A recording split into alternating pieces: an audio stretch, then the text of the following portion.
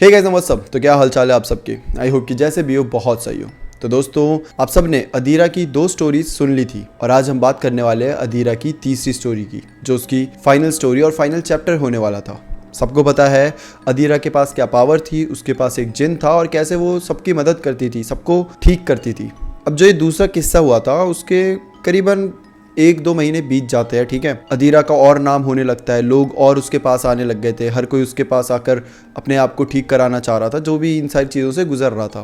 किसी को पोजेशन थी, किसी के ऊपर काला जादू था, किसी के ऊपर कुछ भी नहीं था, उसे बस ऐसा लगता था कि उसके ऊपर कुछ हुआ है। तो हर कोई उसके बैठक पे आता था। तो एक बार की बात है, शनिवार का दिन था, बैठक लगी हुई थी।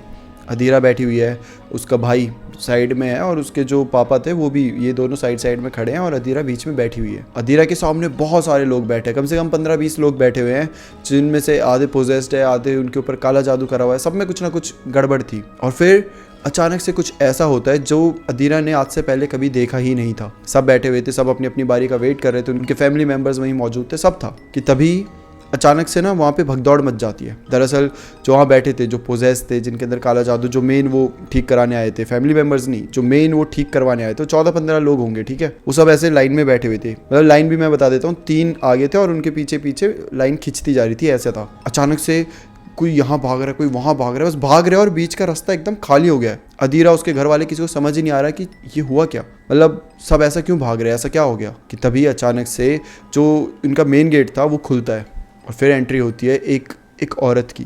वो औरत जो भी थी बहुत ज़्यादा डरावनी और बहुत ज़्यादा शक्तिशाली थी। मतलब उसके आने से पहले ही जो आगे बैठे हुए थे उनके अंदर भी भूत प्रेत सब कुछ था, वो ऐसे तितर भीतर हो गए थे सिर्फ उसके आने की वजह से। और जब उसने ना घर के अंदर कदम रखा, पहला कदम रखा उस औरत ने, एक अजीब सा माहौल बन गया था, ऐसा डिप्रेसिंग सा, ऐसा बहुत गंदा सा माहौल। अदीरा खुद जो बैठक में ऐसे बैठी हुई थी, जो सबको सही करती है, वो तक खड़ी हो चुकी थी। उसके पापा, जिनको इतना एक्सपीरियंस है इन सब चीज़ों का, वो खुद डर रहे थे। मतलब वो अदीरा को ऐसे पकड़ लिया था उन्होंने एक हाथ से कि बेटा तू यहीं रुकना, कुछ बोलना मत, कुछ करना मत, ऐसे टाइप से। एक अजीब सा ही माहौल बन चुका था। वो औरत धीरे धीरे चलकर अदीरा के सामने आती है। जैसे जैसे वो चलकर आ रही थी, उसके अगल बगल जो भी वो लोग थे जो खुद को ठीक कराने आए थे, वो तो और पीछे पीछे जा रहे हैं कि भाई इससे दूर रहो, इससे दूर रहो। इतनी डरावनी वो औरत थी, इतनी शक्तिशाली वो मतलब महसूस हो रही थी। उसका ऑरा बहुत बहुत बहुत नेगेटिव था। वो आती है और अदीरा के सामने खड़ी हो जाती है। और वो आई भी ऐसे नॉर्मल तरीके से नहीं थी, हाथ को अपने ऐसे ऐसे कुछ मतलब ऐसे सीधा करके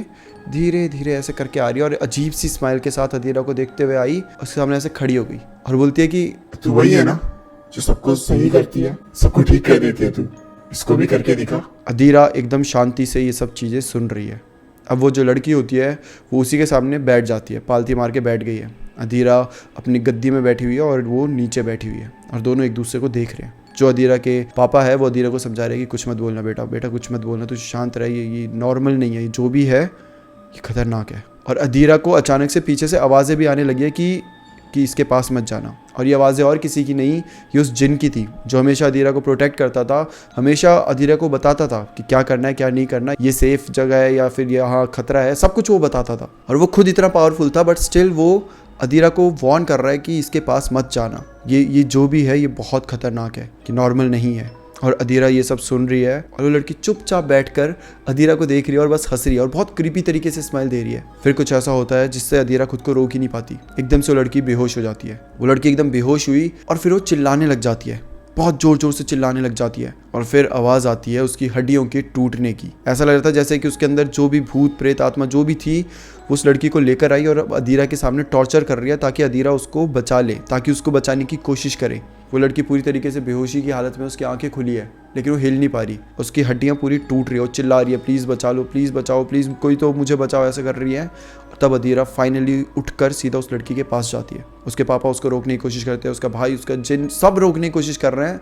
अदीरा किसी की नहीं सुनते और सीधा उस लड़की के पास जाती है। उसके पास जाकर उसके सर को पकड़ती है और उसके सर को पकड़ कर उसके ऐसे माथे पे ऐसे ऐसे करती है, कुछ तो मंत्र पढ़ने लग जाती है। जैसे वो मंत्र पढ़ना शुरू करती है, लड़की धीरे धीरे शांत होने लगती है। करीबन 5-10 मिनट के बाद लड़की पूरी तरीके से शांत हो जाती है। पूरे कमरे में एक अजीब सा सन्नाटा है, पूरे घर में सन्नाटा है, कोई कुछ नहीं कह रहा। सबको लगता है कि शायद अदीरा ने उसको ठीक कर दिया है, बट तभी वो जो लड़की थी वो हंसने लग जाती है। वो बहुत भयानक तरीके से हंसने लग जाती है और बहुत गंदा पोजीशन, वो कुछ इस टाइप का पोजीशन बना लेती है और इसी पोजीशन में वो ऐसे पीछे जाने लग जाती है। और ये देखकर तो 2 मिनट के लिए अधीरा भी बहुत ज़्यादा सहम सी जाती है कि वो अभी एक लड़की के पास है और उसने एकदम से आंखें खोली, हंसी और एकदम ये पोजीशन बना ली। इसके बाद अधीरा भी थोड़ी संभलने लग जाती है और वो जो लड़की होती है ना, उसके मुँह से ना बहुत कुछ अजीब सा काला सा खून निकलने लग जाता है, मतलब खून होता है लेकिन काले रंग का। वो अभी भी सेम पोजीशन में है, मुंह से खून निकले जा रहा है और वो हंसे जा रही है और बस एक ही चीज बोल रही है, इसे बचा कर दिखा। है हिम्मत, अगर तेरे अंदर हिम्मत है तो इसे बचा कर दिखा। अब अधीरा, उसके पापा और उनके साथ जो 2-4 और रहते थे ना, वो तंत्र मंत्र करने वाले, वो सब एक गोले में बैठ जाते हैं। कुछ लोग और जाते हैं और वो उस लड़की को पकड़ लेते हैं, जोर से पकड़ लेते हैं। करीबन 7-8 लोग थे जो पकड़ रहे थे, मतलब 2 से तो संभल ही नहीं रही थी, 2 से तो संभल ही नहीं जा रही थी, 7-8 लोगों को लगना पड़ा। फिर उसको लेकर आते हैं बीच में और एक गोला वापस बनाते हैं और उसके बीच में बिठा देते हैं, जैसा कि सेकंड पार्ट में एंडिंग में करा था उन्होंने, सेम वैसे रिचुअल। लेकिन इस बार बेसमेंट में नहीं कर रहे, इस बार सबके सामने कर रहे हैं क्योंकि समय नहीं है कि उसको बेसमेंट में लेकर जाए। और अधीरा वहाँ पर उसे बिठाकर जमजम का पूरा पानी उस पर छिड़कती है। उसके पापा वहाँ से मंत्र पढ़ना शुरू करते हैं, ये यहाँ से चैंटिंग करना शुरू करते हैं। मतलब एकदम से पूरा माहौल वैसा हो चुका था कि कुछ होने वाला है, कुछ बहुत भयानक होने वाला है। और जैसे ये सब अपने मंत्र पढ़ना शुरू करते हैं, वो जो औरत होती है वो बहुत ज़ोर ज़ोर से चिल्लाने लग जाती है, बहुत ज़ोर ज़ोर से, और बहुत गंदी गंदी गालियाँ देने लग जाती है। वो धमकियाँ दे रही है कि मैं सबको मार दूंगी, किसी को नहीं छोड़ूंगी, जो भी इस रूम में मौजूद है कोई नहीं बचेगा। ऐसे कर करके करीबन 15 मिनट तक ये सब चलता है। और फाइनली वो जो औरत होती है वो एकदम से ऐसे, मतलब बेहोश तो नहीं होती, लेकिन ऐसा लगता है कि उसकी पूरी एनर्जी ड्रेन हो चुकी है। वो सांस ले रही है, वो आंखें उसकी खुली है, लेकिन वो बिल्कुल ऐसे मूर्ति बन के बैठ गई है। और फिर अधीरा उससे पूछती है, कौन है तू, क्या चाहिए तुझे? और जैसे ही अधीरा ये पूछती है, वो लड़की पहले तो कुछ नहीं बोल रही और वो जमजम का वाटर उस पर फेंके जा रही है। तो उसे ऐसा लग रहा है जैसे वो जल रही है, तो चिल्ला रही है। और फिर फाइनली एक समय ऐसा आता है जब वो ऐसे पूरी ड्रेन थी उसकी एनर्जी और वो नीचे देख रही थी, अचानक से ऐसे ऊपर देखती है, अधीरा की आंखों से आंखें मिलाकर वो वापस से हंसना शुरू कर देती है। ये पहली बार था अधीरा की लाइफ के एक्सपीरियंस में कि कोई इतना पावरफुल मिला था, जिसके खिलाफ हर चीज़ ट्राई कर ली, उसके बाद भी वो हार नहीं मान रही थी। वो ऐसा लग रहा था जैसे वो खेल रही है इनके साथ, जैसे कि वो दिखा रही है कि मैं हार गई, मेरे को तुमने पकड़ लिया, मेरे को तुमने अपने काबू में कर लिया। और फिर जब उन्हें लगता था कि काबू में कर लिया, तब वो वापस से इन्हें देखकर हंसने लग जाती। अब वो हंस रही है अधीरा को देखकर। अधीरा भी बहुत हद तक हिल चुकी है, उसे समझ नहीं आ रहा क्या करूं। तभी उसके पापा एक राख लेकर आते हैं, कुछ तो मंत्र पढ़ के उस लड़की के ऊपर फेंक देते हैं, जिससे वो लड़की वहीं पर गिर जाती है और वो ऐसे बेहोश हो गई है। अब वो बेहोश है और अधीरा अपनी फैमिली से कहती है कि मुझे सबसे पहले इसके बारे में जानना पड़ेगा, ये है कौन, कहाँ से आई है और इसे क्या चाहिए, ये इतनी ताकतवर कैसे है, मुझे जानना पड़ेगा। इस लड़की का बैकग्राउंड चेक करवाया जाता है। ये लड़की जहाँ अधीरा रह रही थी वहाँ से नहीं बिलोंग करती है, ये कहीं दूर से थी, लेकिन स्टिल कैसे करके इसका पता चल गया था। दरअसल ये जो लड़की थी, 3 साल पहले इसके घर में आग लग गई थी, जिसमें इसकी माँ की जलकर मौत हो गई थी। और फिर करीबन 2 साल पहले इसके पापा और इसके भाई की एक्सीडेंट में मौत हो जाती है। तब से लड़की अकेले थी। 3 साल पहले जब माँ की जलकर मौत हुई थी ना, उससे करीबन 3 हफ्ते पहले ये लड़की पोजेस्ड हो गई थी। इस लड़की ने पूरे गली में हंगामा कर दिया था और सबको पता था कि ये पोजेस्ड है, इसके अंदर कोई और है। और पोजेस्ड होने के जस्ट 3 हफ्ते बाद इसने पूरे घर में आग लगा दी थी। और अब ना तो इसका कोई फैमिली मेम्बर है, ना ही कोई दोस्त है, ये अकेली है। शायद ये लड़की भी नहीं, मतलब ये तो वो है ही नहीं ना, इसके अंदर तो कोई और है, कोई और जो कि इसके शरीर पर डेरा डाल के बैठा हुआ है। और वो इतना इविल है कि बता नहीं सकते। और वो इतना पावरफुल क्यों है? क्योंकि इसके अंदर जो भी वो औरत है, जो भी वो स्पिरिट है, वो राजा महाराजा ज़माने से है। मतलब जब राजा महाराजा हुआ करते थे, तब से ये जो स्पिरिट है भटक रही है। और स्पिरिट जितनी पुरानी होती जाती है, उतनी ज़्यादा पावरफुल होती जाती है, उतनी ज़्यादा इविल होती है। और ये स्पिरिट भी उनमें से एक है। अधीरा ने आज से पहले किसी भी ऐसी स्पिरिट का सामना नहीं करा था जो इतनी पुरानी हो, जो इतनी इविल हो, जो बस दुनिया को तबाह करना चाहती हो। और उसके पास एक्चुअली इतनी क्षमता हो कि वो दुनिया तबाह कर सके। I mean, अगर दुनिया नहीं तो जिसके अंदर वो जाएगी उसकी तो पूरी दुनिया तबाह कर ही देगी। जैसे कि उस लड़की के अंदर आई, इसके पूरा परिवार मार दिया, इस लड़की की पूरी दुनिया ख़त्म कर दी। वो लड़की बेहोश पड़ी है, आधी रात हो चुकी है, वो लड़की बेहोश पड़ी हुई है। अधीरा अभी भी जगी है, उसके घर वाले जगे हुए हैं। और जो उस बैठक में सब आए थे ना, वो सब भाग गए, चले गए। वो दुम दबा के भाग गए। मतलब ऐसा लग रहा था कि उनको ऐसा फील हो गया था कि भाई उनसे बड़ा कोई यहाँ आ गया और बस उसका सामना नहीं करना है। जिसके अंदर जो भूत था सब भागे भाई, सब भागे। अब आधी रात के समय में अचानक से अधीरा को एक आवाज़ सुनाई देती है। पिछले कमरे में एक आदमी के चिल्लाने की आवाज़ थी। ये आवाज़ सिर्फ और सिर्फ अदीरा को सुनाई दी थी, क्योंकि ये एक्चुअली आदमी के चिल्लाने की आवाज़ नहीं थी, ये आवाज़ थी एक जिन के चिल्लाने की। और ये वही जिन था जो अदीरा को शुरुआत से प्रोटेक्ट करते हुए आ रहा था, शुरुआत से उसके साथ था, उसकी शील्ड बना हुआ था। जैसे अदीरा को वो आवाज़ सुनाई देती है, अदीरा भागे भागे पिछले कमरे में जाती है, और जैसे ही वो उस कमरे में पहुंचती है, वो देखती है कि उसका साथी बचपन से जिसने उसको प्रोटेक्ट करके रखा था वो अब वहाँ नहीं था, वो अदीरा के आसपास कहीं नहीं था। अदीरा फील कर पा रही थी। तब अदीरा को समझ आता है कि वो जो जिन था वो मर चुका है या बस चला गया है, बट अब वो अदीरा के साथ नहीं है। जैसे अदीरा को ये पता चलता है, ये फील होता है, ये रियलाइज़ होता है, वो एकदम से टूट जाती है, वो रोने लग जाए। मतलब ऐसा नहीं है कि वो फूट के रो रही है, लेकिन उसकी आंखों से आंसू निकल रहे हैं। वो ज़मीन पर बैठ चुकी है। उस जिन ने उसे बहुत बार बचाया था, बहुत बार, और इस बार भी वो कह रहा था कि इससे सामना मत करना, इससे बस दूर रहो। लेकिन अदीरा ने उसकी बात नहीं मानी, और अदीरा की जो गलती थी उसका सारा जो भुगतान था वो उस जिन को करना पड़ा। अदीरा उस कमरे में अकेले बैठी हुई थी, उसके घर वाले बाहर ही थे। उन्हें पता नहीं था कि अदीरा कर क्या रही है, मतलब क्यों भाग कर गई, कुछ भी। लेकिन अदीरा ने कहा था कि कोई मेरे पीछे मत आना। अदीरा वहाँ अकेले बैठकर बस आंसू बहा रही है कि तभी उसे आवाज़ सुनाई देती है। ये पायल की आवाज़ थी जो अदीरा को उसके जस्ट पीछे से आ रही थी। अदीरा जैसे ही पीछे मुड़कर देखती है, पहली बार उसने उस औरत का असली चेहरा देखा था, उस स्पिरिट का असली चेहरा देखा था। जैसा कि आप सबको पता है, अदीरा ये भूत प्रेत इन सबको देख सकती थी, और उसने पहली बार उस औरत को भी देख लिया था। एक बहुत लंबी औरत, करीबन 7-8 फीट लंबी औरत, दिखने में बहुत बड़ी और बहुत भयानक। उसके बाल उसके कदमों तक आ रहे थे। कैन यू इमेजिन कि एक 7-8 फीट लंबी औरत है जिसके बाल उसके कदमों तक आ रहे, कितने घने और ज़्यादा बाल थे उसके। उसका चेहरा अच्छे से नहीं दिख पा रहा था। उसने कुछ काले रंग की पूरी पोशाक पहनी हुई थी, बहुत एकदम डार्क सी, ऐसा लग रहा था जैसे वो शैडो है, और उसके हाथ जले हुए से थे, उसके नाखून लंबे से, और उसका चेहरा बहुत गंदा, ऐसा लग रहा था उसके चेहरे को नोच दिया गया है। सिर्फ उसकी आंखें ढंग से दिख रही थी, और उसके होंठ वो बहुत अपराइट टाइप से थे, मतलब बहुत डिसफिगर टाइप थे। ऐसा लगता कि ऊपर के होंठ नीचे के ऊपर है, और ऐसे छिल गया, अजीब से। मतलब आप अपनी कल्पना में जितनी भयानक इमेज बना सकते हो बना लो, क्योंकि वो औरत उससे भी ज़्यादा भयानक थी। जैसे अदीरा उसे देखती है, अदीरा चिल्ला देती है। ये पहली बार था जब ज़िंदगी में उसने कुछ ऐसा एनकाउंटर करा था, कुछ ऐसा भयानक जिसे वो शायद कभी भुला ना सके। जैसे ही अदीरा जोर से चिल्लाती है, जो घर वाले जिन्हें उसने मना किया था कि अंदर मत आना, वो भागे भागे अंदर आ जाते हैं, और वो जिस हालत में अदीरा को देखते हैं वो सब रोने लग जाते हैं। अदीरा कोने में बैठी हुई थी, हेड डाउन करके बैठी हुई है, ज़मीन को देख रही है, और उसके नाखून पूरे उखड़ गए हैं। जो आगे के 4 नाखून थे, थंब वाला नहीं, आगे के 4 उखड़ गए हैं, उनसे खून निकले जा रहा है, और वो उसी खून से ज़मीन में कुछ लिख रही थी। उसके पापा आते हैं, अदीरा क्या कर रही हो तुम, बेटा तुम ठीक तो हो ना? अदीरा कोई जवाब नहीं दे रही, वो बस लिखे जा रही है। पापा का ध्यान जाता है वो जो लिख रही थी उस पर, और जब वो देखते हैं ना, वो हिल जाते हैं, क्योंकि अदीरा लिख रही थी, ना तो तुम उसे बचा सके और ना इसे। यानी कि अदीरा इन्हें एक मैसेज देने की कोशिश कर रही है कि ना तो तुम उस लड़की को बचा सके और ना तुम अदीरा को बचा सके।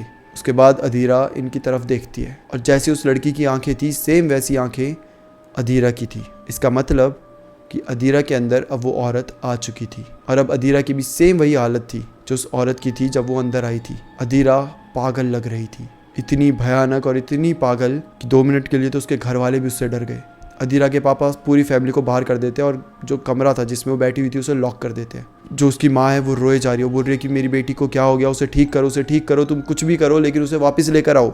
उसका भाई रोए जा रहा है, उसका भाई बोल रहा है कि मेरी बहन को वापस लेकर आओ, और उसके पापा बस चुप है। एक अजीब सा सन्नाटा था, वो कुछ बोल ही नहीं रहे थे। ऐसा लग रहा था जैसे कि उन्होंने कहीं ना कहीं एक्सेप्ट कर लिया है, कहीं ना कहीं उन्हें शायद पता है कि शायद अदीरा के अंदर अब वो जो आई है उसे निकालना इम्पॉसिबल है, उसे निकालना इनके बस की बात नहीं है। अगले कुछ दिन तक हवन कराए गए, मतलब हर किसी को बुला दिया गया, बाबा, तांत्रिक, पंडित जी, सबको बुला दिया, मौलवी जी, सबको बुला दिया, कोई कुछ नहीं कर पाया। करीबन 2 महीने तक सब ने ट्राई करा। कोई अदीरा को मंदिर में बुला रहा है कि यहाँ लेकर आओ, यहाँ पे जो पूरा और है वो बहुत पॉजिटिव है, यहाँ पर वो ठीक हो जाएगी, उसको लाकर हवन करा जा रहा है, अदीरा ठीक नहीं हो रही। कोई उनके घर पे आ रहा है, 7-7 दिन तक लगा हुआ है, पूरे रिचुअल्स कर दिए, हर चीज़ कर दी, अदीरा ठीक नहीं हुई। तांत्रिक रात को शमशान घाट बुला रहे हैं, अदीरा के घर वाले अदीरा को शमशान घाट लेकर जा रहे हैं, उसको वहाँ बिठाकर कई बलियाँ दे रहे हैं, कभी मुर्गे की, कभी किसी चीज़ की। अदीरा ठीक नहीं हुई। दिन प्रतिदिन जैसे जैसे टाइम बीतता गया, अदीरा की हालत और ख़राब होती गई। इनफैक्ट एक बार की बात है जब अदीरा ने खुद को नोच दिया था, और उसके तो नाखून थे ही नहीं, उसके जब भी नाखून आते हैं ना वो उखाड़ देती, मतलब अभी चारों नाखून उखाड़ दिए, उसके बाद जब कभी वापस आएंगे वो फिर उन्हें उखाड़ देगी, और बचा उसका थंब का नाखून, वो उससे खुद को नोचती थी। और कभी कोई अंदर आने की कोशिश करता तो समझो वो अपनी जान की बाजी लगा रहा है, क्योंकि अधीरा इतनी खतरनाक और इतनी पागल हो चुकी थी कि वो उसे मार देती अगर कोई अंदर आने की कोशिश करता। तो ऐसा हो चुका था कि अधीरा को सालों दर सालों एक कमरे के अंदर बंद करके रखा गया, और हर रात को उसके रोने की आवाज़ आती थी। हर रात को अधीरा चिल्लाती थी, वो बोलती थी कि मुझे बाहर कर दो, मैं ठीक हो गई हूँ, प्लीज़ मुझे बाहर कर दो, मुझे जाने दो, मुझे ये मुझे वो। और हर रात को उसके पापा, उसके भाई, उसकी मम्मी, सबको ये आवाज़ें सुननी पड़ती थी। अधीरा की आवाज़ें सिर्फ रात को आती थी। जब वो सुबह जाते अधीरा से पूरे, मतलब सुबह आप कभी भी चले जाओ, किसी भी समय चले जाओ और उससे बात करने की कोशिश करो, अधीरा हमेशा 2 आवाज़ों में बोलती थी, एक शायद खुद की और एक उस औरत की। और वो हमेशा बहुत बुरा ही बोलती थी कि मैं इसको कभी नहीं छोड़ूंगी, मैं इसे मार दूंगी, मैं इसका वो हाल करूंगी जो किसी का नहीं हुआ। तुम बस पछताओगे कि तुमने ऐसी लड़की को जन्म भी क्यों दिया, क्योंकि अगर तुम इसे जन्म नहीं देते तो इसे ये सब सहना नहीं पड़ता। सिर्फ वो रात का समय होता था जब अधीरा की असली आवाज़ आती थी, जब वो ऐसा लगता था कि उनकी अधीरा वापस आ चुकी है, और वो सिर्फ रोती थी। वो उसकी आवाज़ उसके घर वालों को सिर्फ इस तरीके से याद है, उसके रोने की आवाज़, उसके तड़पने की आवाज़, उसके गिड़गिड़ाने की आवाज़।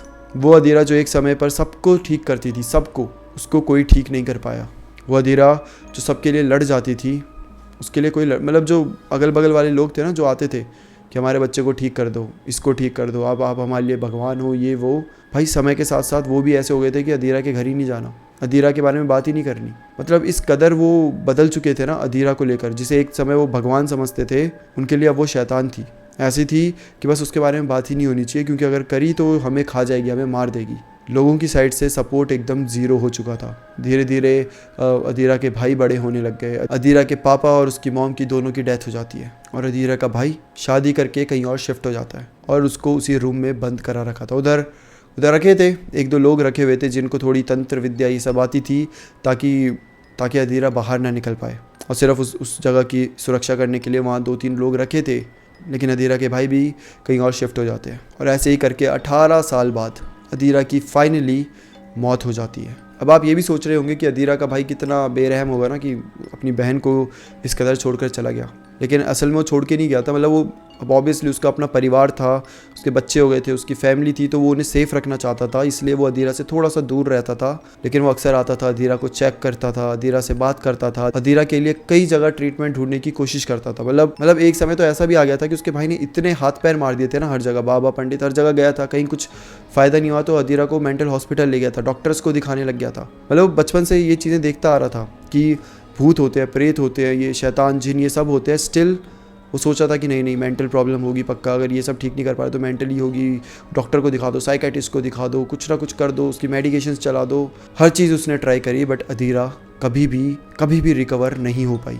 और फिर एक रात को अधीरा की आवाज़ें, जो उसकी चिल्लाने की, गिड़गिड़ाने की आवाज़ें आती थी, वो आना बंद हो गई, और सबको समझ आ गया कि अधीरा ने अपनी आखिरी सांसें ले ली थी। अब अधीरा इस दुनिया में शी इज़ नो मोर, वो अब नहीं है। लेकिन पहली बार ऐसा होगा कि उसके फैमिली वाले खुश थे। खुश तो इन द सेंस कि वो रिलीफ फील कर रहे थे। उसका भाई जो अधीरा के बारे में सोचकर हर रात को रोता था, बस खुद को कोसता था कि काश मैं कुछ ऐसा कर पाता कि मैं उसे बचा लेता, वो भी फाइनली थोड़ा सा रिलैक्स फील करता है कि फाइनली मेरी बहन अब ज़्यादा अच्छी जगह है, एक ऐसी जगह जहाँ वो एटलीस्ट तड़प नहीं रही है, जहाँ वो एटलीस्ट खुद से चीज़ें कर पाएगी, जहाँ उसके ऊपर किसी का कंट्रोल नहीं होगा। वेल, ये थी अधीरा की स्टोरी।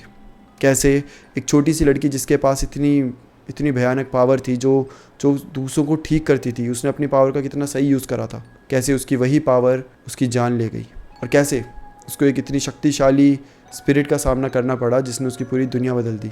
और अगर सोचा जाए तो ऐसा भी लगता है कि वो जिन जो था वो भी बहुत प्रोटेक्ट करता था अधीरा को, क्योंकि जैसे उस जिन की मौत हुई थी ना, उसके बाद से ही अधीरा को ना तो प्रोटेक्ट करने के लिए कोई था, ना वो शील्ड थी, और जिन के जाने के बाद शायद अधीरा टूट चुकी थी। कहीं ना कहीं शायद अधीरा का खुद से विश्वास भी हट गया था। उसे विश्वास था कि अगर कुछ भी होगा तो जिन है वहाँ पे उसे बचाने के लिए, बट जब वो जिन खुद मर गया तो उसे ऐसा लगा कि क्या जब जिन ही उसे संभाल नहीं पाए तो मैं क्या ही संभाल लूँगी, जब वो इतना शक्तिशाली होकर उसका सामना नहीं कर पाया तो मैं क्या ही कर पाऊँगी। और इसी विश्वास के टूटने की वजह से शायद वो बहुत वीक हो गई थी, और जब इंसान बहुत वीक होता है ना तो उसके ऊपर पोजेशन पाना बहुत आसान हो जाता है। और यही करा उस औरत ने, उस चुड़ैल ने, बताया जाता है कि वो चुड़ैल आज भी कहीं ना कहीं भटक रही है किसी और की तलाश में, किसी और बॉडी के ऊपर अपना पोजेशन पाने के लिए। सो प्लीज़ कभी भी अगर आपको लगता है कि ये भूत प्रेत बहुत ईजी चीज़ें हैं, या फिर अगर कभी कुछ हो भी जाए तो क्या है, पंडित जी मौलवी ये सब हमें बचा लेंगे, तो ये स्टोरी हमेशा याद रखना। अधीरा को बचाने के लिए दुनिया भर के लोग आए थे, बट कोई भी अधीरा को नहीं बचा पाया। कभी कभी ये चीज़ें इतनी बड़ी होती हैं जिनका आप आइडिया भी नहीं लगा सकते। सो प्लीज़ हमेशा अपना ख्याल रखना और ऐसी चीज़ों से कभी पंगे मत लेना। That's it for today. फिर मिलते हैं किसी और टॉपिक के साथ, तब तक के लिए bye bye and take care.